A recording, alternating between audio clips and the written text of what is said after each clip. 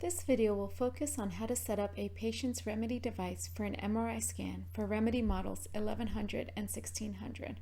Prior to preparing the patient's device for an MRI scan, please ensure you have reviewed the MRI scan patient checklist and the device is MRI eligible.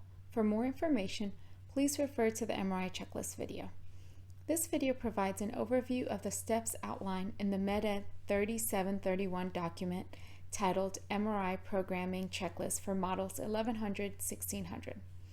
The following 5 steps outline how to prepare the remedē device for an MRI scan. Step 1 is to interrogate the device, review any messages, and select OK. Step 2 is to verify lead information under the Patient Info icon located under the Tools tab. Confirm whether the patient has a right or left stimulation lead and whether there are any abandoned leads / non-viable leads. If the patient has a non-viable lead entered, do not proceed with the MRI. For more information, contact your local Zoll Respicardia representative. Step 3 is to perform battery status, located under the Summary tab. If a battery status is EOL, end of life, with a voltage less than or equal to 2.5 volts, do not proceed as device is at end of life and impedances cannot be measured.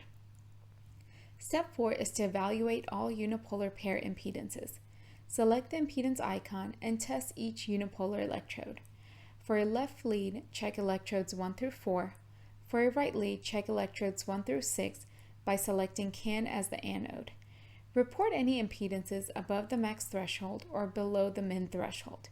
Do not proceed with the MRI if out of range, and please contact a Zoll Respicardia representative. This is a simulated patient and therefore will read out of range impedance. Step 5 is end session. First, click Interrogate to confirm device is in desired mode. Next, remove wand from the patient. Lastly, click End Session. This will automatically create a device settings report for patient records. The user will get a pop-up saying that reports were not downloaded and whether you'd like to proceed. Simply click Yes.